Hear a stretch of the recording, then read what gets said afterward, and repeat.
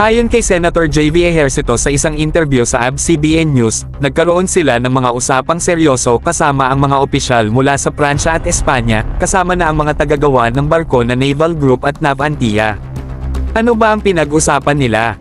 Wala iba kundi ang posibleng pagkakaroon natin ng mga barko, bago man o gamit na, para sa ating Philippine Coast Guard at Philippine Navy. Bukod sa pambihirang mga biyahe ng ating mga senador papuntang Espanya at Pransya, ang mga pangyayaring ito ay talagang nakaka-excite. Pero, mga bro, nandito na tayo sa climax ng kwento. Dahil sa lubhang kritikal na sitwasyon sa West Philippine Sea dulot ng mga agresibong aksyon ng China, tinitingnan na rin natin ang mga gamit ng barko. Kailangan talagang magmadali tayo sa pagkuha ng mga ito. Kaya't buong tapang nating inaasahan ng Pransya na nagpamalas na sila ay handang magbenta ng kanilang mga barko sa sinumang may kaya at pera, tulad ng ginawa nila kamakailan sa Morocco at Egypt. Ang Pranses na Navy ay nagpaalam na sa ilang FREMM-class frigates nila para mapabilis ang paghahatid.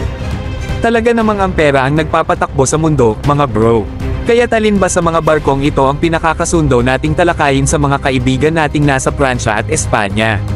Narito ang dalawang magagaling na kandidato, ang Lafayette-class light frigates ng Pransya at ang Santa Maria-class frigates ng Espanya, na halos kapareho ng Oliver Hazard Perry-class frigates. Talagang angkop ang mga barkong ito para sa ating Philippine Navy.